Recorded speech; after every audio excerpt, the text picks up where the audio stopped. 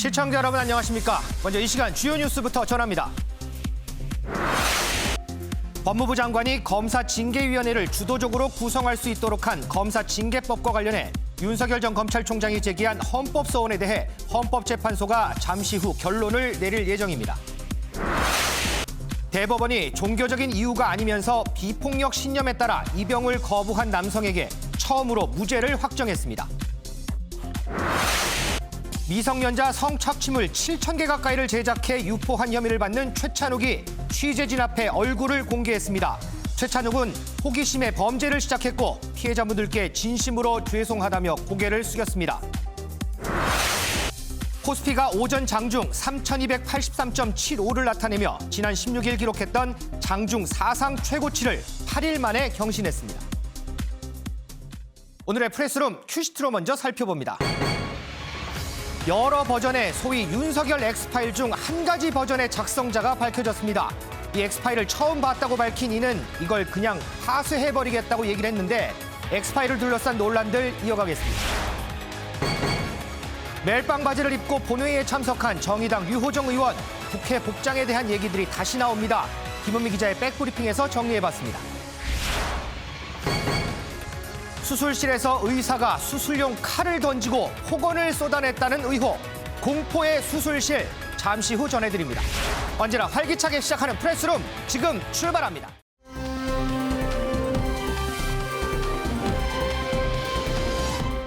김은미 기자. 네. 인간입니까? 저희 MBN 앵커 중에 사람입니까? 사람이에요. 이런 얘기하는 앵커 있잖아요. 그렇죠. 그거는 비슷하네요.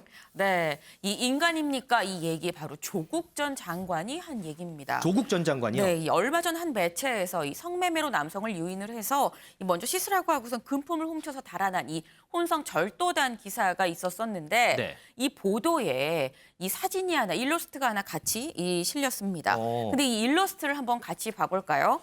이 일러스트를 보게 되면 이 제일 앞에 모자를 눌러 쓴 여성이 지금 보입니다.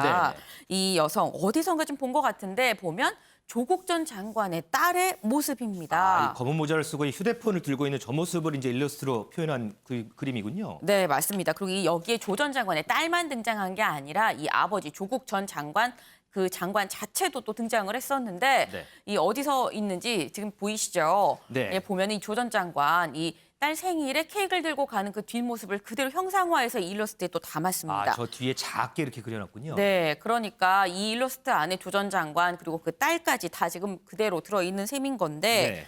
이 혼성 절도단 기사잖아요. 그렇죠. 여기에 이렇게 들어가다 보니까 조국 전 장관 SNS에 이렇게 올렸습니다. 이런 그림을 올린 사람 인간입니까? 라고 이제 올린 거죠. 이 해당 매체 논란이니까 이 일러스트를 이제 교체를 하고 사과문을 어제 올렸습니다. 네. 이 일러스트 목록에서 여자 하나, 남자 셋이 등장한 이미지만 보고 갖다가 썼는데 실수였다. 이 관리 감독이 소홀했다는 것도 인정을 한다라고 얘기를 하면서 조국 씨 부녀 그리고 독자들에게 사과한다라고 올렸습니다. 그러니까 알고 보니까 이 일러스트가 언제 쓰였었던 거냐면 지난 2월에 조국 흑서를 쓴 이 서민 교수의 칼럼에 썼던 이 일러스트였었습니다. 이 당시 이 서민 교수가 쓴 칼럼의 내용이 이 조국 전 장관의 딸에 대해서 지나친 언론의 관심, 여론의 관심이 너무 연좌제로 흘러가는 거 아니냐라는 거에 대해서 연좌제가 아니다라는 취지의 칼럼을 썼었는데 그때 들어갔던 사파를 이게 그대로 이번에 또 다시 갖다가 쓰면서 이게 논란이 됐었던 건데 이 조 전 장관 이 사과를 들었지만 이 해당 매체에 대해서 내 딸에 대한 이 악의적인 보도로 인한 이 해당 매체의 두 번째 사과다가 처음이 아니다 이런 얘기인 거죠. 상습범의 면피성 사과인 만큼 도저히 용서가 안 된다. 법적 책임을 묻겠다라고 밝혔는데 이 법적 책임 소송가액, 그러니까 명예훼손에 대한 이 손해배상액에 대해서 이런 글을 하나 공유를 했습니다. 이 조 전 장관의 이 페이스북 친구가 우리도 이 징벌적 손해배상을 허용하는 미국처럼 1억 달러, 우리 돈 이 1,000억 원이 넘는 이런 금액을 청구하는 것도 좋겠다라는 글을 올렸었는데 이 글을 그대로 같이 공유를 했습니다. 그러니까 이제 지난 2월에 조국 전 장관 딸과 관련된 칼럼에 실렸던 이 일러스트가 성매매 관련 기사에 그대로 쓰였군요. 그래서 맞습니다. 이게 논란이 되는 거군요. 네. 자, 이런 정도면 반응이 상당할 것 같은데요. 네, 맞습니다. 일단 민주당이 대권 주자들이 목소리를 내고 나섰습니다. 이 먼저 이낙연 전 대표 이 기자 출신으로 알려져 있죠. 20년 넘게 지금 신문에 몸을 담았던 이 나로서는 기사가 어떻게 만들어지는지 잘 아는데 분노랑 수치를 느낀다라고 얘기를 했고요. 네. 어제 출마 선언한 이 추미애 전 장관 어물적 사과만으로는 안 된다. 이 언론 개혁이 상당히 시급하다라고 얘기를 했습니다. 이 대선 주자뿐 아니라 조 전 장관을 이 최근에 계속 앞장서서 강하게 비판해 왔었던 사람 바로 진중권 전 교수인 건데 네. 이 진 전 교수마저도 이 해당 매체에 대해서 이 불필요한 데다가 용납해선 안 될 잔인함이다라고 강하게 비판을 했습니다. 그런데 조금 전에 이제 김은미 기자가 이제 조 전 장관 글 소개하면서 네. 악의적인 보도로 두 번째 사과했다라는 표현이 있잖아요. 그렇죠. 첫 번째는 뭐예요, 그러면? 네, 바로 지난해에 이 조국 전 장관의 딸이 이제 의사고시를 본다고 저희가 지금 다 알려졌잖아요. 그랬죠, 네. 근데 의사고시를 보고 난 다음에 이 세브란스 병원 피부과에 인턴으로 지원을 했다라고 이 보도를 했었는데 이게 알고 보니까 오보였었던 겁니다. 그래서 여기에 대해서 이 사과를 했었던 바로 그 매체인 건데 이번에 또다시 두 번째로 또 이제 사과를 한 거 아니냐라는 이런 지적이었었는데 조 전 장관 이 수차례에 걸쳐서 가족 그리고 뭐 딸이 이 지금 언론의 관심, 이 취재 이런 것 때문에 상당히 고통을 받고 있다라고 여러 번 호소한 적이 있었죠. 네. 그때 얘기 잠깐 들어보고 오시죠. 혼자 사는 딸아이한테 집 앞에 오피스텔 앞에 밤 10시에 문을 두드립니다. 남성 기자 둘이 남성 두드리면서 나오라고 합니다. 그럴 필요가 어디가 있습니까? 그래야 하는 것입니까? 저희 아이도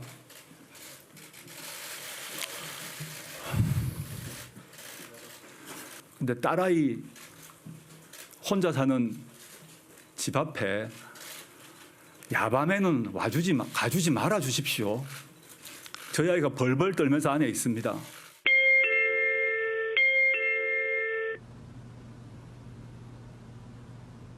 네, 이 조 전 장관 최근에 이 책을 내기도 했었었는데 조국의 시간이라고 책을 냈었죠. 그렇죠. 이 책에서도 이 우리가 정말 멸문지화 수준의 조리돌림 명성말이를 당하고 있다라는 글을 썼었습니다. 그래서 나랑 내 가족은 광장에서 목에 칼을 차고 무릎이 꿇린 채 이 처형을 기다리는 신세다라는 내용이 있었습니다. 윤경호 의원님, 현직 언론인으로서 이번 이런 논란 어떻게 보세요? 그래서 제가 말씀드리기 참 조심스럽고요. 네. 또 한편에서는 부끄럽기도 합니다. 물론 다른 매체가 실수를 저질렀다고 분명히 사과를 하긴 했습니다. 그러나 방금 김윤미 기자의 설명이 들어있습니다만 첫 번째 기사의 사과와 이 두 번째 이 일러스트 잘못된 거의 사과는 차원이 달라요. 첫 번째는 당사자가 우선 조국 씨의 딸이었어요. 네. 그 딸의 신상과 관련해서 잘못된 내용이 전달이 된 거고 그다음에 그게 확인이 안 된 건데 그걸 실었던 거잖아요. 이번의 경우는 전혀 상관이 없는 사안 아닙니까? 네네.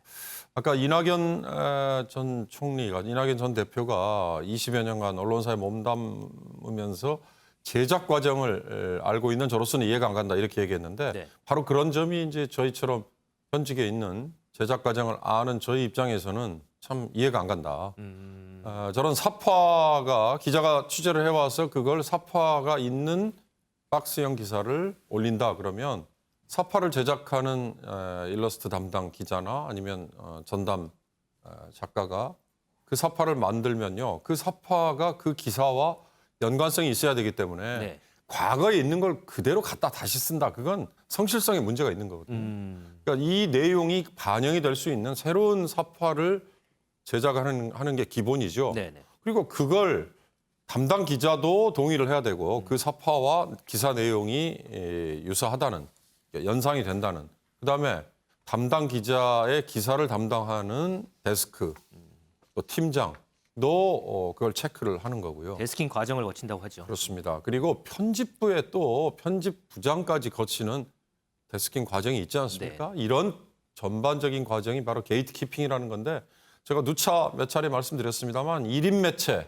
유튜브 이런 건 본인이 취재하고 본인이 기사 안건을 올리고 그리고 본인이 제작해서 그냥 올리는 과정까지 아무도 옆에서 견제를 하지 않잖아요. 네. 그러나 레거시 미디어, 제대로 된 매체들은 이런 게이트 키핑이라는 과정을 거치기 때문에 저런 게 실수가 나올 수 없는 거죠.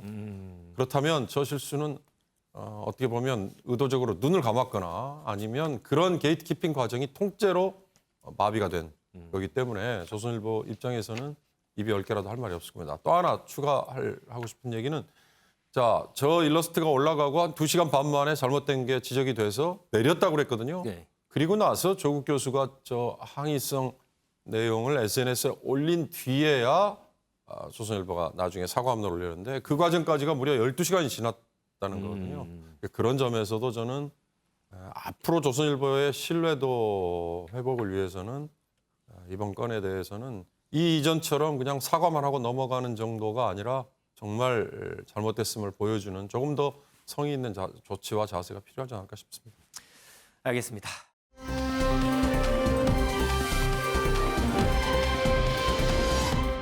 표창처럼 꽂혔다. 윤지영 기자. 네.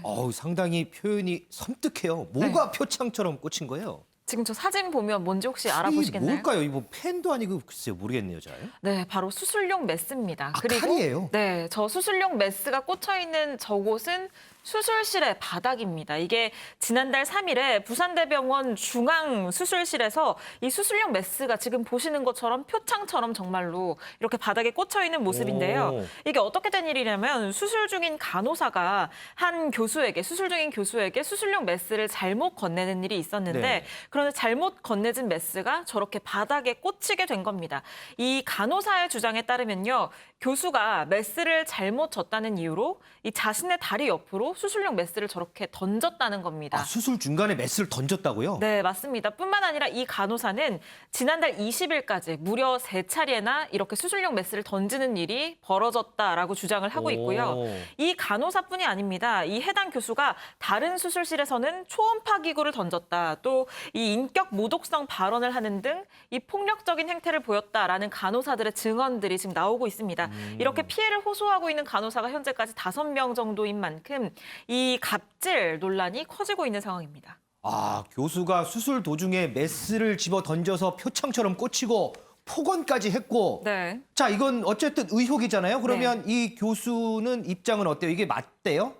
네, 이 교수는 수술용 메스를 던진 게 아니다. 저게 떨어진 것이다라는 입장입니다. 떨어져서 저게 꽂혔다? 네, 다만 이 수술실에서의 갑질 논란이 확대가 되는 만큼 지난 10일에 이 교수가 수술실에 이렇게 보시는 것처럼 사과문을 붙였습니다. 이 수술방에서 제 어리석은 언행으로 불편을 느끼신 분들께 사과한다면서요. 과오에 대해서 뼈저리게 후회하고 있고 깊은 반성을 통해서 재발 방지를 약속드린다라면서 이 따뜻한 온기, 기회를 주신 모든 분들께 감사한다라는 내용인데요. 지금 보시면 어디에도 이 메스와 관련된 내용은 들어있지 않습니다. 자신의 그러네요, 진짜. 언행에 대해서만 지금 사과를 한 거죠. 지금 이 간호사들의 경우에는 이 병원에 이 조치를 요구를 한 상황입니다. 항의를 한 상황인데 지금까지는 별다른 조치가 이루어지지 않고 있는 것으로 보여요. 이 부산대병원은 진상조사를 하지 않았고 또 이 병원장이 해당 교수를 불러서 구두로 경고를 하자 그랬더니 저 교수가 저렇게 수술실에 사과문을 붙인 건데요. 다만 최근에는 병원 측이 진상조사를 진행하고 있다고 알리기는 했습니다. 현재 이 피해 간호사들은 이미 해당 교수에 대해서 고소장을 경찰에 제출한 상태입니다. 최근에 이 수술실 CCTV 설치 문제가 아주 활발하게 논의가 되고 있죠. 아마도 이런 이유도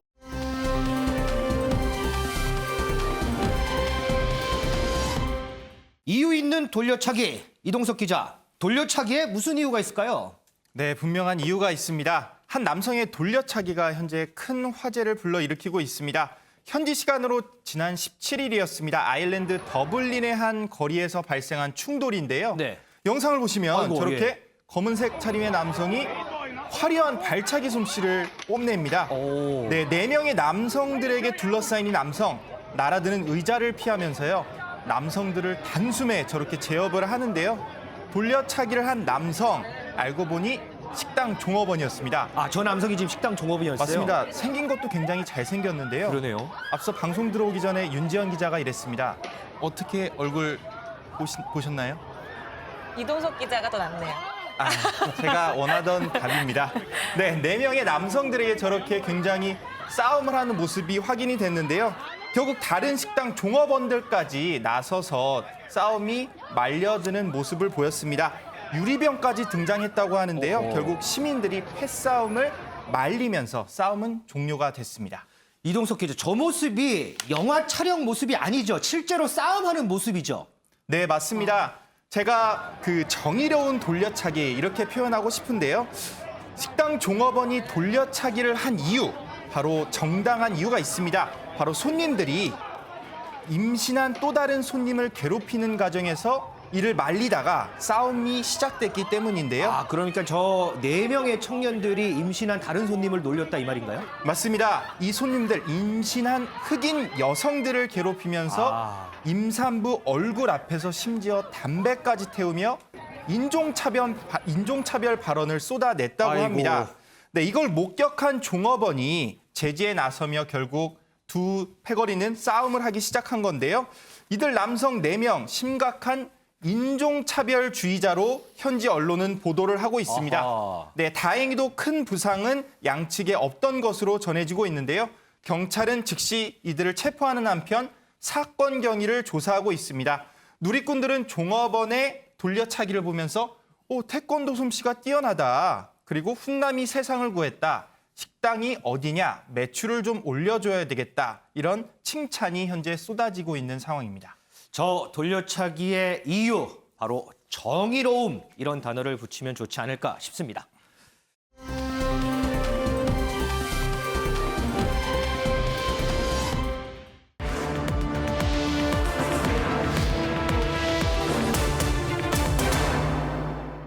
김 기자, 네. 유호정 의원이 왜요? 네, 여기 이 사진을 한번 보실까요? 네. 보시면 이 어제 류호정 의원 국회 본회의장에 참석한 그 모습입니다. 오. 지금 보면 노란색 티셔츠에 멜빵 바지를 지금 입고 있죠. 거의 뭐 야유회 가는 복장 같네요. 네, 사실 다른 의원들 보통 국회에 출근할 때 정장 차림으로 출근을 하는데 그렇죠. 그거랑 비교하면 확실히 좀 튀는 의상이긴 합니다. 그래서 기자들이 이 류 의원한테 대체 이 옷을 왜 입었습니까? 라고 이렇게 물었더니 이 멜빵 바지의 유래가 노동자의 작업복 아니냐. 활동하기 편해서 그냥 종종 입었을 뿐 뭐 큰 뜻은 없다라고 이렇게 얘기를 했는데 네. 기자들이 이렇게 왜 이 옷을 입었는지 물은 이유. 사실 이 약 일주일 전쯤 류호정 의원이 등이 좀 훤하게 파인 드레스를 입었을 땐 분명한 이유가 있었습니다. 정말 저희 프레스룸에서도 좀 전해드렸죠. 네, 맞습니다. 지금 보시면 무슨 파티에 참석한 거 아닌가 싶을 정도로 이렇게 네. 등이 훤하게 파인 이 보라색 드레스를 입고 등에는 지금 타투 문신을 한 그런 모습이 보이는데 이때 현재 불법인 타투업을 합법화하자라는 이 메시지를 좀 강조하기 위해서 이런 파격적인 의상을 입었었는데 그랬었죠. 이때 사실 이거 비판도 받았었습니다.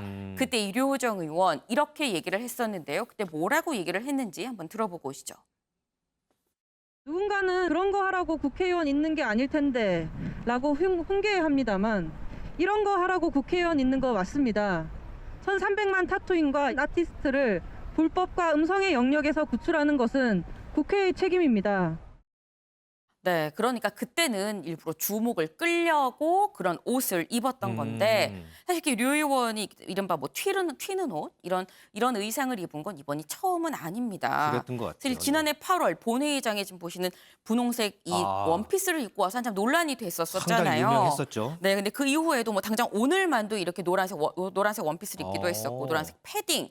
그리고 정장은 정장인데 반바지 정장을 저렇게 입고 와서 또 주목을 끌기도 했었습니다. 자, 이렇게 이제 국회 복장 얘기 나올 때마다 항상 소환되는 사람 있잖아요. 유시민 노무현 재단 이사장.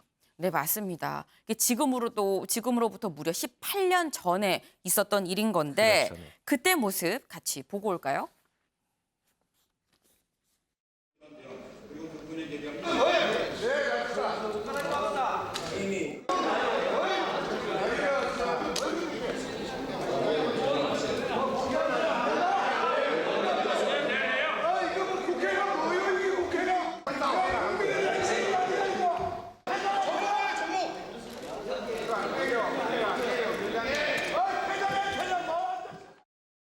네, 사실 유시민 의원 그때 입었던 그 옷을 보게 되면 그냥 뭐 면바지에 라운드티 그리고 이제 재킷을 입은 것뿐인데 의원들 보시는 것처럼 집단 퇴장까지 했었습니다.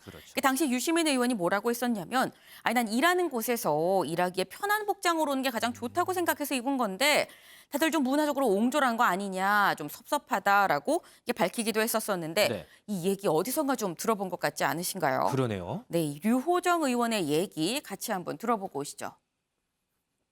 사실 저는 국회의 권위라는 것이 양복으로부터 세워진다라고 생각하지는 않아요. 저는 일 잘할 수 있는 복장을 입고 출근했다고 생각합니다. 사실 이 양복을 입고 일하는 직장이 전체 일하는 시민들 중에서 굉장히 일부입니다. 그렇죠. 네. 화이트 칼라 중에서도 일부만이 양복을 입고 일을 하거든요. 시민을 대변하는 이제 국회라는 측면에서 저는 일할 수 있는 어떤 옷이든 입을 수 있어야 한다고 생각합니다. 네, 이 두 사람의 얘기 굉장히 비슷하죠. 네. 그러니까 지금의 논란과 18년 전의 논란이 다르지 않아 보이는 이유입니다. 자, 그러면요. 국회에서 특히 이제 본회의 참석할 때는 네. 이런 옷을 입어야 돼. 네. 라는 그런 규정이 딱 있는 거예요. 저도 궁금해서 이번에 한번 찾아봤습니다. 이 찾아봤더니 결론적으로 복장 자체에 대한 구체적인 규정은 없었습니다. 없어요. 다만 이 관련된 규정들이 좀 있었는데 찾아보면 이 국회법 제25조에 보면 의원은 의원으로서의 품위를 유지해야 한다라는 내용이 있고요. 그리고 국회의원 윤리 실천규범 제2조를 보게 되면 이 국회의원은 직무를 수행하는 데 있어서 국회의원의 품위를 손상하는 행위를 하면 안 된다라고 돼 있습니다. 그리고 국회의원 윤리 강령 제1호 국민의 대표자로 인격, 식견을 함양하고 예절을 지킴으로써 국회의원의 품위를 유지하면서 국민의 의사를 충실히 대변한다라고 이렇게 돼 있는데 품이라는 말만 있군요. 네, 그렇습니다. 결국 류 의원의 복장이 품위를 손상하는지 여부가 이 복장의 이 관건이 될 것 같습니다. 네. 근데 관련 자료를 좀 찾다가 보니까 이 국회에 국회의원 복장 규정에 대해서 유권 해석을 좀 내려달라라는 이런 민원을 넣은 사례가 있었는데요. 오. 여기에 대해서 국회가 내놓은 답변을 좀 보면 네, 딱히 현재 이 복장을 관련한 규정은 없다라고 얘기를 합니다. 네. 그러면서도 이제 어떤 행위가 품위 손상에 해당하는지에 대해선 2017년에나 이 대법원 판결을 좀 참고하라라고 얘기를 했는데 그래서 이 판결 내용을 한번 봤는데 이 네. 내용 구체적으로 어떤 행위가 뭐 품위 손상에 해당하는지는 수범자, 그러니까 법을 지켜야 하는 사람들인 평균적인 공무원을 기준으로 했을 때 네, 구체적인 이 상황에 따라 건전한 사회 통념에 따라 판단을 해야 된다라는 이런 얘기였습니다. 그러니까 다시 말해서 규정은 없다. 상황에 따라 사회 통념으로 판단해야 된다는 굉장히 좀 모호한 답변이었습니다. 글쎄요. 유권 해석을 바랬는데 해석이 잘 안 되는 것 같은데 앞으로 18년이 더 시간이 흐른 언젠가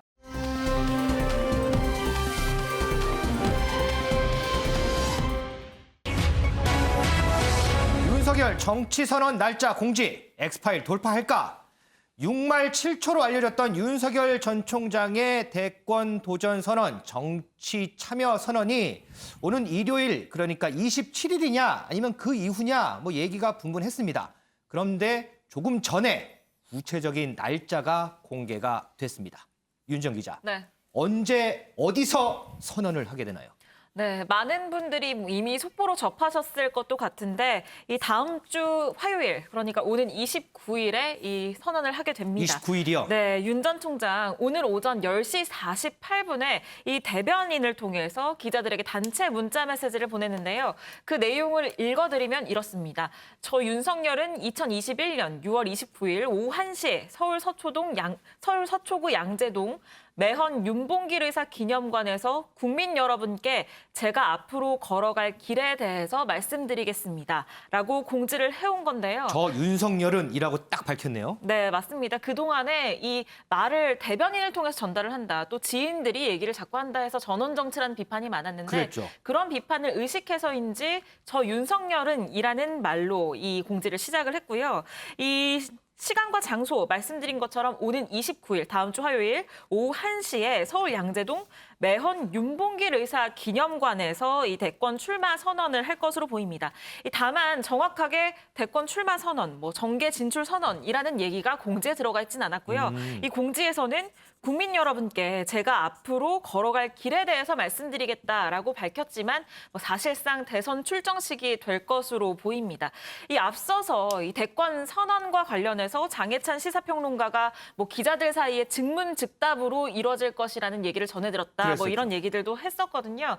조금 전에 지금 공지가 된 바에 따르면은 이 코로나19로 인해서 참석 인원이 좀 제한되기 때문에 이 신청을 오늘까지 언론사별로 한 명씩 신청을 받긴 하지만 이 신청 인원이 모두 다 참여를 할 수는 없을 것 같다라는 공지를 해왔는데요. 이 구체적인 형식이 어떻게 이뤄질지 이 부분도 좀 추가적으로 공지가 될 것 같은데 이 실제로 즉문즉답이 이뤄질지 이 부분도 좀 관심을 기울이게 되는 측면입니다. 2021년 6월 29일 오후 1시 윤석열 전 총장이 걸어갈 길에 대해서 얘기를 한다고 합니다. 저희 프레스룸이 오후 1시 40분에 시작을 하니까 저희 프레스룸 시간에 한창 윤석열 전 총장이 얘기하는 모습 실시간으로 전해드릴 수도 있을 것도 같습니다. 기대해 주시기 바랍니다. 윤 기자. 네. 자, 보통 이제 이렇게 출사표를 얘기한다든지 이럴 때는 장소가 상당히 중요해요. 네. 거기에 갖는 의미도 상당히 해석이 많은데 네. 매헌 윤봉길 의사 기념관을 첫 장소로 택한 이유 뭘까요? 네, 저도 그 부분에 가장 관심이 갔었는데요. 이 앞서서 사실상 첫 공개 행보를 어디에서 했는지 기억하고 계신가요? 첫 공개 행보요? 글쎄. 그쵸, 네. 투표장 아니었어요? 우당 이회영 선생 기념관에서 그렇죠. 이 첫 공개 행보를 했던 거 저희 생중계로 전달을 해드렸었거든요. 그랬었죠, 이 역시 독립운동가라는 점에서 그때와 지금 상황이 좀 맞닿아 있는 걸로도 볼 수 있겠는데 이 아무래도 애국심을 바탕으로 국민적인 통합을 이루겠다라는 뜻이 들어있는 것으로 좀 해석이 됩니다. 이 중마고인 이철호 연세대 교수에게 이 장소 선택 왜 여기로 했다고 보시는지 직접 물어봤거든요. 어떻게 답했는지 들어보시죠. 그 장소를 정한 게 이제 그 대한민국의 역사적 정통성에 대한 굳은 신념과 애국심에 바탕을 둔 네. 보수의 정신적 토대를 강조하기 위한 그 장소 선정이라고 난 보거든요. 국민적 통합에 중거로 삼아서 큰 정치를 추구하고자 하는 본인의 그 의지가 담겨져 있다는 이렇게 봐요. 너무 좋은 장소를 선정했다고 네. 그 좋은 그 뜻을 마음을 내가 전하는 메시지를 하나 보냈지. 네. 아, 윤 전 총장님께요? 예. 그랬더니 뭐라고 하시던가요? 뭐 좋다고 긍정적인 답변이 왔어요, 그냥. 네, 아무래도 왜 그 장소를 선택했는지는 다음 주 화요일에 윤 전 총장이 직접 본인의 입으로 얘기를 하게 되겠죠. 다만 굉장히 많은 장소들 가운데 이 한 곳, 특정한 곳을 선택을 한 것으로 보이는데요. 왜냐하면 이철호 교수에 따르면 굉장히 많은 추천들이 있었다고 해요. 뭐 서울 시내, 교통이 굉장히 좋은 곳이라든지 아니면 일반적으로 생각할 수 있는 곳들도 이 추천을 굉장히 많이 받았다고 했는데 그중에서 이 윤봉길 의사 기념관을 선택을 한 거거든요. 여기에는 어떤 아버지의 영향도 조금 있었을 것으로 보입니다. 아버지요? 네, 왜냐하면 윤 전 총장의 아버지인 윤기중 교수가 윤봉길 의사 기념사업회 상임이사로 지금 이름을 올리고 있거든요. 그렇기 때문에 이 아버지에 이어서 대를 잇는 어떤 애국심을 강조하기 위한 행보로 보여지기도 하고요. 또 좀 재미있는 점은 윤봉길 의사도 파평 윤 씨고 윤 전 총장도 파평 윤 씨잖아요. 윤봉길 네. 의사가 파평윤 씨였어요? 네, 윤봉길 의사는 32대 손이고 윤 전 총장은 35대 손이라고 하는데 이런 점들도 좀 눈길이 가기도 하고요. 특히 이 자리에서는 국민의힘에 입당할지 가장 큰 관심이잖아요. 그렇죠. 이 부분에 대해서도 답변을 할 것으로 보이는데 그때 다음 주 화요일 날 저희 프레스룸 보시면 그 얘기 직접 윤 전 총장 입으로 전해 들으실 수 있을 것 같습니다. 한번 기대해 보겠습니다. 소정수 변님. 당초에 오는 일요일 25일 얘기가 가장 많았어요. 그런데 일각에서는 아니야. 7월 아마 넘어갈 거야. 왜냐? 7월 2일 날 윤석열 전 총장 장모 1심 선고가 있기 때문에 그거 보고 선언을 할 거야. 이런 얘기도 있었어요. 그런데 그 전 29일로 날짜가 공지가 됐습니다. 장모의 1심 선고, 내 대권 과도하고는 별개다. 내 갈 길을 가겠다. 이런 뜻으로 봐야 할까요? 그 부분도 한 고려 요소였던 것으로 생각이 됩니다. 일단 그 장모 판결 자체가 크게 지금 윤 전 총장이 가고자 하는 길과 관련해서 어떤 핵심적인 변수가 되지는 않는다. 이렇게 이제 판단을 한 것이고 두 번째는 최근에 어쨌든 윤 전 총장에게 악재가 계속 겹쳤었죠. 그렇죠. 예, 대변인도 갑자기 사퇴를 했고 또 엑스파일 사건이 터지면서 윤 전 총장에 대한 이 부정적인 여론 이런 것들이 또 상당 부분 이 좌우가 됐고 그러면서 일종의 약간의 위기의식 같은 것들을 느끼게 된 거죠. 그렇기 때문에 시간을 계속 마냥 끌기보다는 어떻게든 애초에 얘기됐던 6월 27일에 최대한 가깝게 준비가 되는 선에서 빨리 이 부분을 좀 돌파를 하는 게 좋겠다. 이런 판단을 아마 한 것으로 보이고 그렇기 때문에 6월을 넘기지 않고 잡아서 29일 날 하는 걸로 이제 그렇게 결정을 한 것으로 생각이 되는데 아마 윤 전 총장 입장에서는 6월 29일 날 선언을 하고 네. 그리고 나서의 한 1, 2주 부분이 굉장히 중요할 겁니다. 그렇죠. 예, 그동안의 쭉 흐름에서 보면 윤 전 총장이 어쨌든 나름 상승세의 흐름을 타고 오다가 최근 들어서 굉장히 이제 좀 안 좋은 상황에 부닥치고 있는 것이거든요. 이게 네. 하나의 위기인 거죠. 그것을 어쨌든 이 정치활동 선언을 통해서 돌파하려고 하는 것이기 때문에 그 이후에 예정된 행로가 지난번 이 대변인의 설명대로라면 어떤 국민의 목소리를 듣는 행보들이 이어지지 않겠습니까? 뭐 민심 투어 얘기가 나오죠. 예, 그런 얘기가 나오고 있기 때문에 그런 그 과정은 계속해서 이제 기자들과 접촉하면서 또 일반 국민들과 접촉하면서 본인이 자꾸 얘기를 해야 되는 상황이거든요, 지금은. 네, 그렇죠. 예, 그런 것을 통해서 판단을 할 것이기 때문에 29일 날 행보에서 어떤 이야기를 하느냐. 아마 그날은 구체적인 부분까지는 얘기를 하진 않겠죠. 아, 그래요? 왜 자기가 그럼 정치를 하게 됐는지, 그리고 내가 꿈꾸는 나라는 어떤 건지, 이런 이제 포괄적인 부분에 대해 얘기를 할 것이고, 이제 쟁점이 된 그런 엑스파일 문제라든지, 또 여러 가지 현안 부분에 대해서 아무래도 기자들의 질문이 쏟아질 것이기 때문에 현안에 대한 직접적인 얘기들을 아마 할 수밖에 없을 겁니다. 그런 과정들을 통해서 국민들에게 어떤 이미지를 심어주느냐, 그리고 자신이 이야기하는 이른바 그런 공정이라든지 애국, 또 진영을 넘나드는 이러한 부분에 대한 그 생각의 진정성이나 그 철학, 이런 것들이 어떻게 받아들여지느냐, 그리고 그 이후에 이어질 그 국민과 만난 행보 속에서의 일차적인 평가, 이것이 향후의 대선 후보로서의 윤 전 총장의 운명을 가를 수 있을 정도로 굉장히 중요한 지금 국면을 윤 전 총장은 맡고 있는 것으로 보입니다. 다음 주 화요일 오는 29일 앞으로 걸어갈 길에 대해서 얘기하겠다고 하는데 그 길이 과연 어떤 길인지 상당히 궁금합니다. 더불어서 지금 소위 윤석열 엑스파일 관련해서도 여진이 계속됩니다. 시중에는 이 엑스파일 여러 버전들이 전해지고 있는데요. 그중에 한 개 파일의 출처가 드러났습니다. 김은미 기자. 네. 이 파일 누가 작성한 거예요? 네, 지금 시중에 돌아다니고 있는 이 엑스파일이 최소 3개 이상이 되고 있는데 그렇죠. 이 중에 하나야. 이 누군지 이 작성자가 확인이 됐습니다.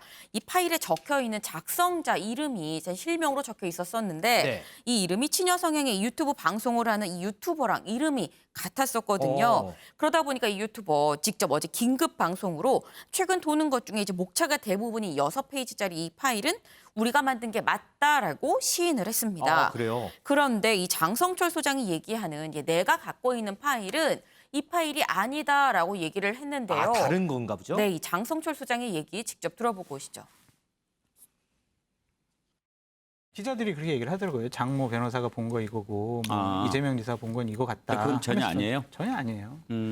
하나는 윤석열 전 총장 의혹, 두 번째는 처 의혹, 세 번째는 장모 의혹 이렇게 세 챕터로 나눠져 있었고 예. 그 챕터마다 각 의혹이 다 적혀 있었어요. 의혹이 적혀 있고 그 의혹 밑에는 이거는 정치적으로 좀 공격이 가능하다. 이거는 사실관계를 좀 더 확인해야 한다. 아니 이것은 지난 청문회 때 좀 해명이 된 것 같다. 이런 어떤 정치적인 판단이 들어가 있는 내용들이 있더라고요. 그런데 왜 문서를 공개를 안 하시는 거죠? 처음부터 공개할 생각은 없었고요. 예. 그런데 공개를 하면 안 됩니까? 그게 법적으로 좀 문제가 있을 거예요.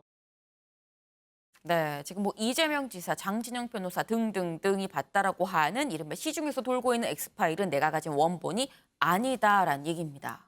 자, 그런데 그럼 이 유튜버는 이 파일을 왜 작성을 했을까요? 네, 이 유튜버가 직접 밝힌 얘기로는 원래 우리가 작년부터 이 윤석열 전 총장에 대해서 방송을 정말 많이 했었다라고 얘기를 합니다. 네. 그래서 그 내용을 좀 추려놓은 게, 그러니까 이른바 뭐 대본으로 썼던 그런 내용을 정리해 놓은 게 지금 돌고 있는 6페이지짜리 엑스파일이다라고 얘기를 하면서 지금까지 했던 방송 내용을 정리를 한 수준이다. 네, 그러니까 자체적으로 가지고 있으려고 했었던 거고 비공개로 이 유튜브 방송하는 우리끼리 공유했었던 게 유포가 된 것 같다라고 얘기를 하면서 이게 무슨 정치적 음해를 하려고 만든 게 전혀 아니라고 이제 밝혔습니다. 이동석 기자, 윤 전 총장 측에서도 지금 이 엑스파일을 입수해서 뭐 분석하고 있다 이런 얘기도 나오네요. 네, 맞습니다. 윤석열 전 총장이 윤석열 엑스파일을 입수했다는 보도가 잇따랐습니다. 윤 전 총장 측 관계자는 어제 입수해서 확인했다. 여러 버전을 확보했다고 전했는데요. 여러 버전을 확보했다고요? 그렇습니다. 하지만 장성철 소장이 언급했던 X파일은 정작 입수하지 못한 것으로 전해지고 있습니다. 오. 다수의 X파일을 확보하면서 향후 대처가 어떻게 이뤄질지도 현재 관심인데요. 일단 윤석열 캠프에선 대체할 수 있는 수준으로 판단하고 있다. 이런 수준으로 현재 전해지고 있는 상황입니다. 윤경 의원님, 근데 저는 좀 이해가 안 되는 부분이 있습니다. 최초에 엑스파일을 봤다고 얘기했던 장성철 소장은 그걸 보고서 이거 방어할 수 없겠다 이렇게 얘기를 했거든요. 윤석열 전 총장 측에서 여러 버전을 파일을 입수해서 보니까 대처할 수 있는 수준이다라고 얘기를 했단 말이에요. 근데 그 최초 봤다는 그 버전은 입수를 하지 않았단 말이죠. 이거 좀 앞뒤가 안 맞지 않나요? 입수를 하지 않았는지 아니면 알고도 그냥 감추고 있는 건지 그것도 확인이 돼야죠. 네. 제가 당사자라면 저 파일 아니면 저 출력 인쇄본을 당연히 구해봐야 되는 거 아니겠습니까? 저도 그렇게 생각은 듭니다. 네. 그래야 대처가 또 가능한 거고요. 전 그래서 이 엑스파일이라는 거를 이렇게 모두의 관심사항으로 만들어버린 장성철 소장이 이걸 공개 안 할 수 없는 지경에 왔다. 이거야말로 국민의 알 권리라는 얘기, 그게 딱 적용되는 지금 상황이다라는 입장이에요.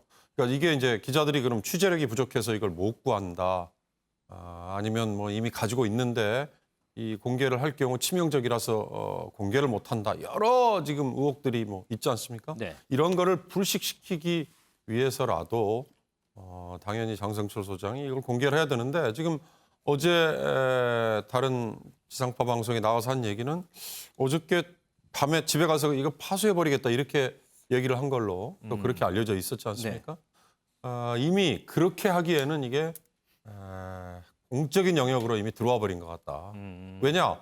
윤석열이라는 지금 대권 후보의 절대적으로 1위 지지율을 얻고 있는 그다음에 또 야권의 후보 여러 가지 면에서 거듭 말씀드립니다만 국민의 알 권리가 이럴 때야말로 충족이 돼야 되는 거다. 전 그래서 그런 해법도 제시를 한 거 봤어요. 장성철 소장이 명예훼손죄 뭐 기타 등등 법적인 책임 이런 얘기를 했거든요. 이걸 정당에 넘기거나 아니면 국회의원 면책특권 행사할 수 있는 국회의원에게 줘서 공식적인 채널을 통해서 이게 공개가 되면 그런 문제는 또 해소될 수 있는 거다. 더 확실한 건 윤석열 총장 측, 윤석열 총장 본인 이쪽에서 떳떳하면 차라리 그걸 공개를 하는 게 오히려 더 정면 돌파할 수 있는 방법이 아닐까. 그렇지 않고 계속 이렇게 못 구했다 아니면 뭐 무시할 수 있다, 대처할 수 있다 이렇게만 가면 오히려 의혹은 더 증폭되지 않을까 이런 생각이 들어요. 근데 윤지영 기자, 지금 윤경호 의원이 잠깐 언급을 했는데 장성철 소장이 이 엑스파일을 파쇄하겠다고 그랬어요? 네, 이미 파쇄를 한 것으로 전해지는데요. 이미 했어요? 네, 장성철 소장 어제 한 언론과의 인터뷰에서 이렇게 얘기를 했습니다. 윤석열 측에서 이 엑스파일을 달라고 하질 않았다. 그렇다면은 이게 필요가 없다는 생각이 든다. 또 다른 정치적 공방의 소재가 될 것이기 때문에 파쇄하겠다라고 밝혔습니다. 그 이후에 실제로 파쇄를 한 것으로 지금 보이는데 그러면서 출처에 대해서 언급을 다시 했습니다. 이 전달자가 6월 문건은 여권으로부터 받았다는 표현을 썼고 4월 문건은 어떤 기관으로부터 받았다고 말해줬다. 그러니까 이 하나는 여권에서 다른 하나는 이 정부 기관에서 만들었다라는 점을 그 점을 추정케 하는 부분인데요. 그러면서 윤 전 총장이 한 불법 사찰이라는 발언에도 주목을 좀 했는데 네. 자신은 처음에는 그런 의식이 전혀 없었는데 윤석열 측의 말을 들어보니 이게 불법 사찰 소지가 있을 수도 있겠다는 생각이 들었다라고 밝혔습니다.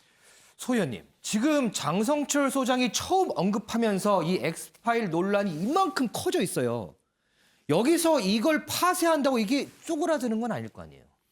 그렇죠. 이제 장 소장이 갖고 있는 자신이 받았다는 프린트된 각각 10쪽짜리 두 가지 형태의 문건, 이건 뭐 파쇄한다고 하더라도 그걸 만든 쪽이 있지 않습니까? 그렇죠. 그 장 소장 표현대로 하면 한쪽은 기관, 한쪽은 여권이라는 얘기인데 그 만든 쪽에서 가지고 있을 거고 그 원본을. 그러겠죠. 그리고 그게 장 소장한테만 갔다는 또 보장도 없지 않습니까? 그렇죠. 또 다른 제3의 인물들이 갖고 있을 가능성도 여전히 있는 것이고. 그렇기 때문에 이 엑스파일 문제는 이번에는 사실은 저 엑스파일을 본 사람은 지금까지 나온 것은 장 소장밖에 없는 거죠. 장 소장의 얘기를 근거로 우리도 이야기를 하고 있는 거고 네. 그런 상황인데 경선 국면, 나아가 대선 국면에서 저 부분은 다시 필연적으로 나올 수밖에 없습니다. 저것은 저런 뭐 똑같은 형태가 아니어도 저기에 있는 내용 자체가 어차피 윤 전 총장과 관련된 여러 가지 검증과 관련된 그런 내용들이기 때문에 다시 또 나올 수밖에 없는 것이고 파쇄한다고 끝이 아니다. 끝이 아닙니다. 그리고 나중에 가면 이제 이것이 어떤 지금은 출처 문제가 분명하게 그렇게 강한 압박으로 가지는 않거든요. 그냥 장 소장이 전달자로부터 그렇게 들었다라고만 얘기를 했지만 사실은 이 내용도 중요하고 이 출처 부분에도 좀 민감한 부분이 있는 것이거든요. 그렇죠, 네네. 네, 그렇기 때문에 이 부분은 여야가 지금은 야권 입장에선 야권 입장대로 엑스파일이라는 이 파괴력 자체가 마치 실제로 있는 것처럼 얘기되는 게 불편하니까 애써 무시를 하는 거고 윤 전 총장 측이나 국민의힘에서는 반대로 이제 여권에서는 엑스파일이라는 부분이 뭔가 실체가 있는 것처럼 자꾸 얘기를 해야 또 윤 전 총장의 어떤 지지율을 좀 떨어뜨릴 수 있다라고 보니까 이게 하나의 그냥 공방 수준에 머물고 있지만 나중에는 이것이 이제 구체적인 하나하나의 사실관계를 확인하는 쪽으로 갈 수밖에 없는 것이죠. 그것이 빠르면 경선 국면, 늦어도 대선 국면에서는 다시 나올 수밖에 없기 때문에 엑스파일은 다시 돌아온다. 저는 이렇게 전망합니다. 자, 이런 상황에서 국민의힘 이준석 대표가 당대표 후보 시절에 언급했던 비단 주머니 3개를 다시 언급하고 나섰습니다. 그 얘기 듣고 오겠습니다. 만약에 윤석열 총장이 우리 당에 들어와서 같이 활동한다면은 비단 주머니 3개를 드리겠습니다. 네. 급할 때마다 하나씩 열어보면 됩니다. 네. 충분히 그거는 받아치고 역효과까지 상대편한테 넘길 수 있는 그 정도 해법은 있습니다.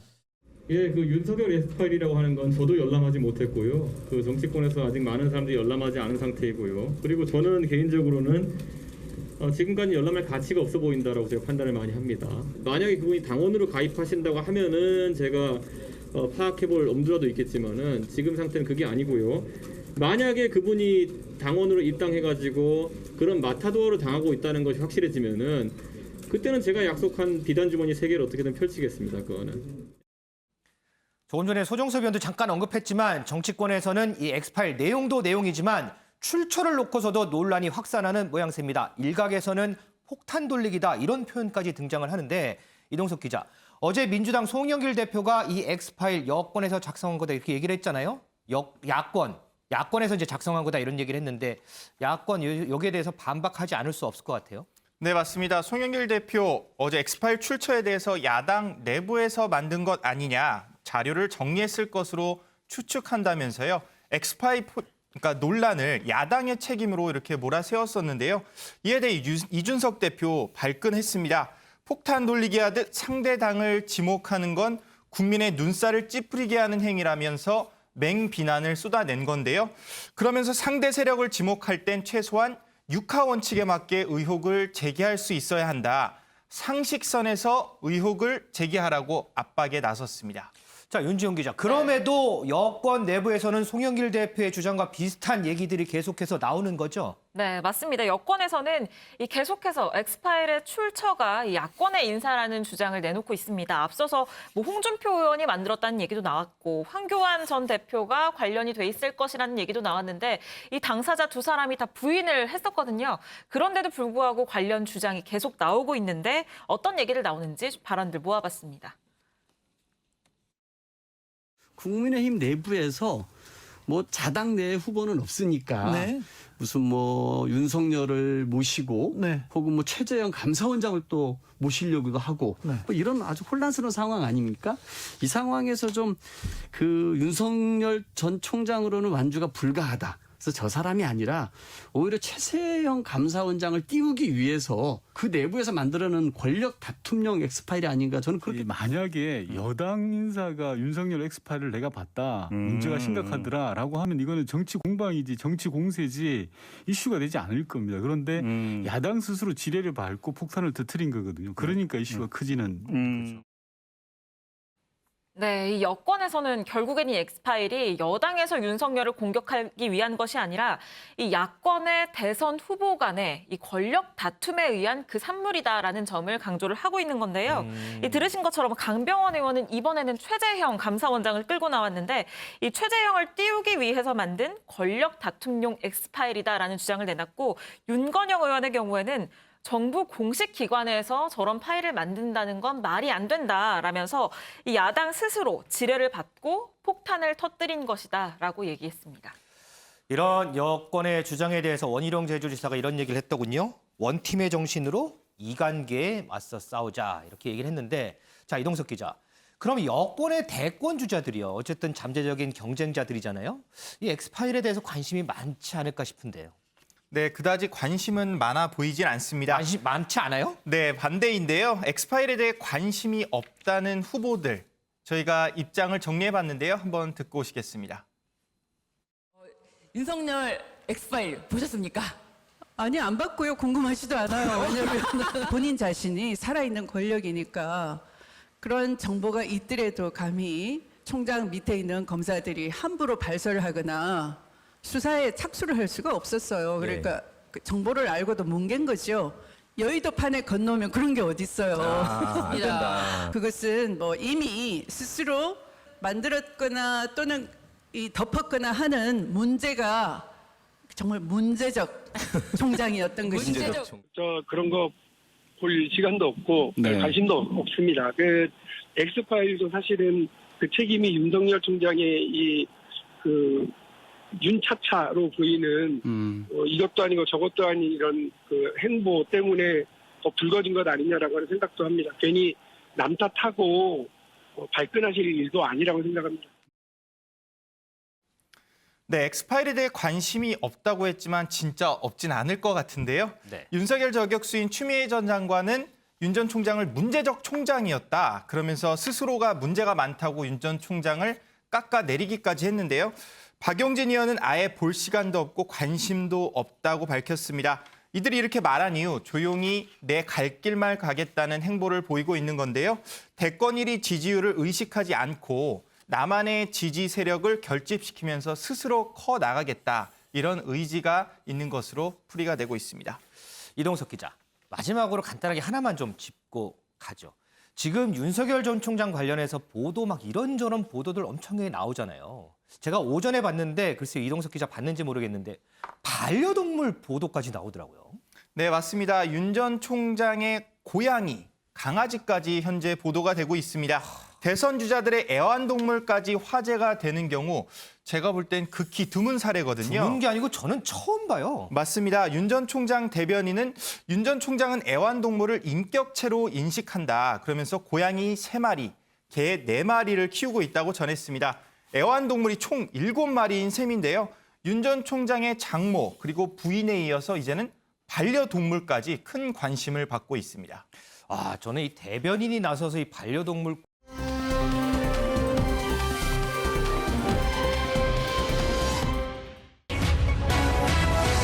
맏아들 돌아왔다. 돌아온 홍카콜라. 자, 국민의힘 최고위가 한동안 논란이 많았던 무소속 홍준표 의원 복당 문제를 논의했습니다. 이 얘기 좀 해보겠습니다. 김은미 기자. 네. 키워드 보니까 드디어 집으로 돌아가게 됐나 봐요? 네, 이 홍준표 의원 당을 떠난 지 1년 3개월 만에 드디어 오늘 복당이 됐습니다. 네, 작년 3월에 이 험지로 출마하라는 이 지도부 요구에 강하게 반발하면서 당을 나갔었는데 그때 모습 같이 좀 보고 오실까요? 저는 지난 40여일 동안 25년 정치 인생 처음으로 공천 신청을 하고 가슴 졸이며 기다렸습니다. 김영호 위원장이 이번 총선은 쉬어라. 컷오프라는 말을 듣고 하도 어이가 없어서 양산 무소속 출마를 검토하겠습니다. 나는 그렇게 답변을 했습니다.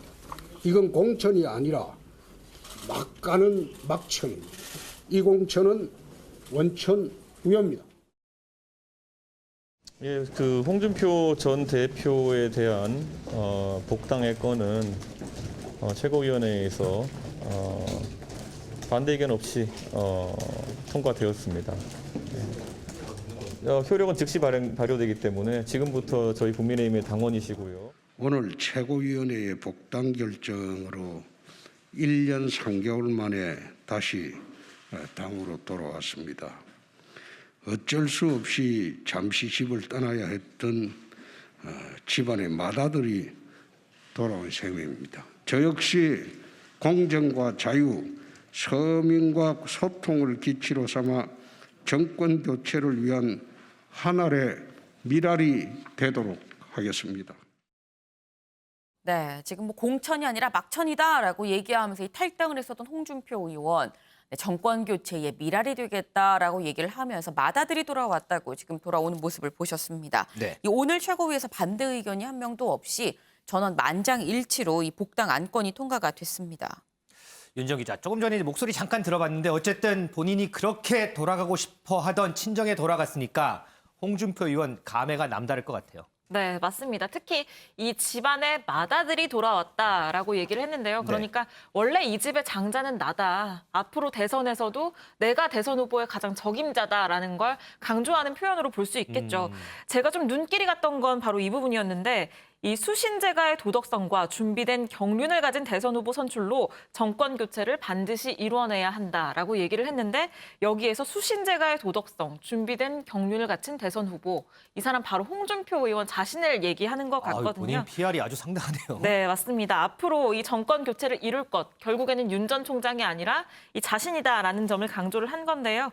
그러면서도 이 모든 것을 위해서 이 하나의 미랄이 될 것을 약속한다라고 밝히기도 했습니다. 이동석 기자, 우리가 일전에 왜 이제 홍준표 의원 복당 문제 저희 프레스룸에서 좀 다뤘잖아요. 그때 했을 때 당 내에서 좀 반대하는 의견들이 많다라고 좀 전해줬어요. 혹시 오늘 이제 복당이 결정됐는데 복당 결정 이후에는 반응들이 좀 어떨까요?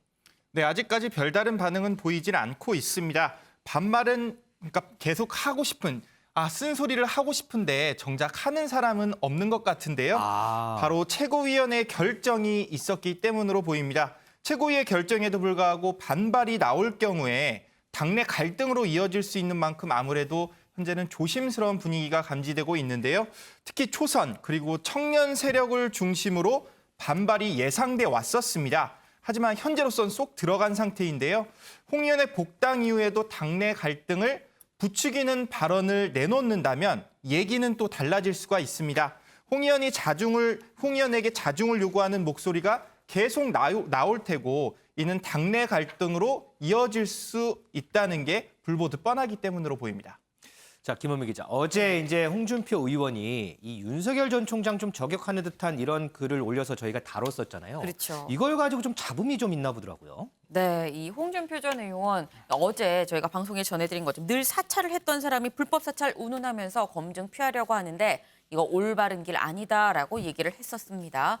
근데 이 홍준표 의원 어제에 이어 오늘도 또 다른 비판 빼놓지 않고 했는데요. 뭐라고 얘기를 했는지 이 복당하는 날 홍준표 의원의 윤석열 전 총장 비판 들어보시죠. 이해가 되는 게 그분이 우리 당에 들어올지 안 올지도 확정되지 않았고 그분이 어떤 방식으로 출마를 할지 확정되지도 않았고 특정 후보만 당이 의무한다면 그게 공정 경선입니까? 그건 불공정 경선이지. 김대엽 시즌2하고 내가 26년 이선에서 그 전면적으로 BBK하고 방어했던 사람은 납니다.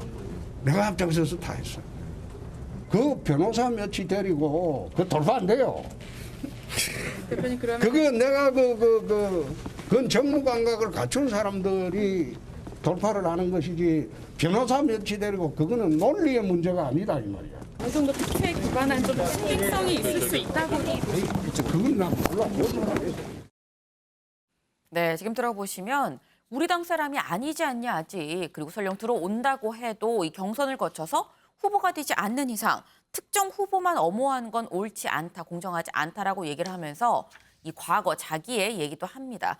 이 김대엽 사건, 뭐 BBK 사건 얘기를 하면서 이 대선 때마다 내가 네거티브 대응을 다 해봤는데 윤석열 전 총장이 변호사 몇 명만 데리고 이 난관 돌파할 수 없을 거다. 정무감이 없어서 돌파 못할 거다라고 얘기를 했습니다. 자, 그런데 이제 이를 두고서 이준석 대표가 또 한마디를 했던데요. 어제 보니까 이게 가장 아마추어스러운 공격이다. 홍 의원이 지금 이 시점에 왜 그런 말을 하는 것인지 다소 의아스럽다. 이런 얘기를 하면서 조금 잡음이 있는 것 같습니다. 윤정 기자. 네. 그런데 좀 재밌는 게요. 이런 상황을 두고서 여권에서 홍준표 의원을 응원을 하더라고요. 네, 여권에서는 어떻게 본다면 응원을 하게 될 수밖에 없겠죠. 지금 복당 이후 기자회견에서 보여준 이 인터뷰 내용도 그렇고 네. 지금 홍준표 의원 본격적으로 윤 전 총장에 대한 저격수 역할을 지금 자임하고 나설 것으로 보이는데 네. 그렇기 때문에 여권에서는 이 야권의 가장 강력한 대권 주자인 윤 전 총장이 이 홍준표 의원의 공격으로 결국에는 모두 다 공멸하는 그런 상황을 맞을 수 있다라는 기대감을 어느 정도 가지고 있는 것 같습니다.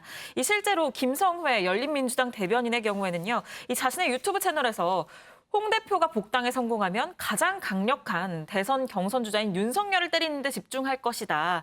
그렇게 된다면 야권이 치열하게 다투는 현장을 보고 즐기면 된다라고 얘기를 하기도 했거든요. 뭐 이런 점들 때문에 실제로 이 비공개 최고위원회의에서 홍 대표의 복당을 만장일치로 찬성을 하기는 했습니다만 어느 정도의 신경전은 있었던 것으로 지금 전해지고도 있습니다. 네, 홍 의원이 이 야권 유력 주자로 부상한 윤 전 총장의 저격수로서 계속 목소리를 높이게 된다면 이 결국에는 이 야권의 원팀 기조에 균열이 가게 될 수밖에 없다라는 점 때문인데요. 다만 그것과 반대되는 의견도 있습니다. 지금 이 당내에 강력한 대권 주자가 한 명 생기게 된 셈이고 이 대표도 8월 경선 버스 출발론을 계속 얘기를 하고 있기 때문에 윤 전 총장이나 이 국민의힘 밖에 있는 이 대선 주자들이 당 안으로 들어오게 되는 촉매제 역할을 하게 될 수도 있다. 이런 평가도 나옵니다. 윤 의원님, 지금 윤지원 기자가 설명을 했던 여권의 기류 그리고 당 내에서도 조금 우려의 목소리. 자, 이 홍준표 의원의 복당과 윤석열 총장의 입당, 그 상관관계가 좀 많을까요? 어떨까요? 굉장히 복잡하겠죠. 그래서 정치판이라는 게 참 어찌 보면 비정하고 어찌 보면 냉정하고 또 어떻게 보면 적과의 동침도 불사해야 되고 또 적의 적이 또 내 아군이 될 수 있다는 것도 보여주고 제가 보기에 홍준표 의원의 복당은 저는 시간 문제였을 겁니다. 왜냐? 과거에 홍준표 의원이 지방선거 그리고 총선 당대표 지냈을 때 거친 말 이것 때문에 그 당시에 득표에 아주 치명적인 오히려 더 마이너스가 됐다. 이런 원죄 그게 좀 작용을 했잖아요. 그런데 무소속으로 출마해서 승리한 의원들 다 복당시키는데 홍준표 전 대표만 유독 안 시켜주겠다. 이거는 감정으로 정치를 하는 그런 문제고 안철수 대표와 지금 합당하겠다 그러고 전혀 상관없는 윤석열 전 검찰총장은 오히려 입당을 지금 요구하고 있는 상황에 홍준표 전 대표를 안 받을 수는 없는 거잖아요. 홍준표 대표가 들어오면 이제 어찌됐든 국민의힘 내부의 대권 주자, 자칭 타칭 한 4명 정도 이미 있지 않습니까? 이제 이들 간의 본격적인 경쟁이 시작이 되겠죠. 거기에 바깥에서 들어오는 분들이 또 가세를 하는 거고 이 과정 속에서 당연히 살아있는 정치라면 내부에서도 싸움을 치열하게 하지 않겠습니까? 정치라는 게 이 배제의 역학구도냐 아니면 끌어안기의 역학구도냐 이거에 따라서 결국은 누가 외연을 더 많이 확장하고 끌어안는데 성공을 하고 그 과정을 유권자들에게 가장 많이 인정을 받느냐 이 싸움이라고 본다면 홍준표 전 대표처럼 그렇게 자극적이고 그다음에 한쪽을 좀 공격하는 데 익숙한 정치인과 뭔가 좀 화합과 중도 확장 이런 것까지를 보여줄 수 있는 정치인과 이제 좀 대비가 되지 않겠어요? 그런 점에서 국민의힘은 나름대로는 경쟁에 조금 더 촉진제 이런 걸로는 저는 긍정적일 것 같이 보여요. 그러나 이제 지금 여권에서 얘기하는 것 같이 홍준표가 윤석열을 공격하고 윤석열이 그걸 맞받아치는 과정에서 서로 이전 투구가 된다. 그렇다면 뭐 그거는 이제 마이너스지만 그건 앞으로 좀 두고 봐야 되지 않겠습니까? 알겠습니다. 자, 이동석 기자. 지금 조금 전에 윤경호 의원이 이제 어쨌든 대권 구도 이런 쪽에 얘기를 좀 해주셨으니까요. 이 부분 한번 좀 알아보시죠. 자, 지금까지 여론조사상 보면 윤석열, 이재명, 윤석열 양강 구도가 계속해서 굳어지는 상황이잖아요. 근데 최근 보면 어쨌든 이제 대권 도전을 선언하는 주자들도 많고 잠룡들도 많이 떠올라요. 어떻게 이 구도에 좀 이 대권 주자 구도에 변화가 좀 있나요? 네, 하위권에서 변화가 조금은 발생을 했습니다. 윤석열 전 검찰총장은 우선 여야의 차기 대선 주자 선호도 조사에서 오차 범위 밖 선두를 현재 유지를 하고 있는데요. 윤 전 총장은 32.3%의 지지율을 현재 기록을 하고 있습니다. 지난주와 비교할 땐 2.8%포인트 떨어진 수치인데요. 여권에선 이재명 지사와 이낙연 전 대표가 2위와 3위를 기록했습니다. 네. 4위와 5위에서는요. 홍준표 의원과 추미애 전 장관이 이름을 올렸는데요. 네, 아까 그러니까 바뀌었다는 소식 전해드리면 흥미로웠던 점이 하나가 있습니다. 바로 최재형 감사원장이 단숨에 6위에 진입을 하면서요. 3.6%의 지지율을 보였다는 겁니다. 자, 그 중에서요. 김은미 이동석 기자. 여기 지금 추미애 전 장관 어제 이제 대권 도전 선언 공식적으로 했잖아요. 그 이후에 당내 반응들이 좀 궁금하네요. 네, 여권 일각에서는요. 추미애 전 장관이 대선 출마 소식이 그다지 반갑지 않은 모습도 보였습니다. 서른 민주당 의원은요. 추미애 전 장관이 고생을 많이 했다고 생각하지만 대통령에 출마하는 건 아니라고 생각한다고 공개적으로 비난의 목소리를 쏟아냈는데요. 서른 의원의 발언 함께 들어보시죠. 끈장눈매가 되고 싶다고 그러는데 예. 어떤 위치에서야 끈장눈매가 되는지는 잘 모르겠습니다만은 예. 뭐 끈장눈매 좋은 표현이네요. 예. 근데 꼭 못 잡는 매 아닙니까? 글쎄요, 끈 잡으려다 끈 키워주는 거. 윤석열이 왜 저렇게 대권 후보까지 올라왔느냐. 예. 때리고 해서 계속 커졌다. 예. 이런 얘기가 있는데 예. 그건 또 맞는 얘기는 아니라고 생각합니다. 추미애 전 장관이 출마를 했으니까 좋은 결과 있기를 바라죠. 자, 그리고 윤지영 기자. 조금 전에 이제 여론조사에서 봤던 5위 그리고 야권 3위로 단숨에 지금 급부상하고 있는 최재형 감사원장 관련해서 견제도 좀 계속해서 세지는 것 같아요. 네, 맞습니다. 여권의 맹공을 받고 있는데요. 이 이광재 의원의 경우에는 어제 SNS를 통해서 이회창 전 총재의 사례를 끌고 왔습니다. 이회창 전 총재요? 네, 이회창 전 총재가 감사원장을 지낼 때 정부와 대립각을 세워서 존재감을 과시했다. 이를 오마주하고 영웅시했던 것이냐라고 쏘아붙였고요. 이 윤건영 의원의 경우에는 반기문 전 유엔 사무총장을 연결을 시켰는데 이 국민의힘 의원들이 반 전 총장이 미국에 있을 때 찾아가서 이 당 후보로 나와달라고 사정했었는데 그게 지금 또 반복되고 있다라면서요. 이 정치적 중립성이 누구보다 중요한 감사원장이 임기를 박차고 나와서 대선을 출마한다는 건 국민에 대한 모독이라면서 이 최 원장이 단호하게 입장을 밝히라고 촉구했습니다. 네. 또 일각에서는 문재인 정부가 오죽했으면 정부 사람들이 저럴까라고 묘사한다라는 질문에 대해서는요. 배신한 사람이 문제지 보수적인 인사들로 탕평 인사를 한 게 뭐가 문제가 되냐라고 지적하기도 했습니다. 알겠습니다. 앞으로 이 대권 구도 또 얼마나 많은 변화가 있을까요? 상당히 관심이 가는 대목입니다.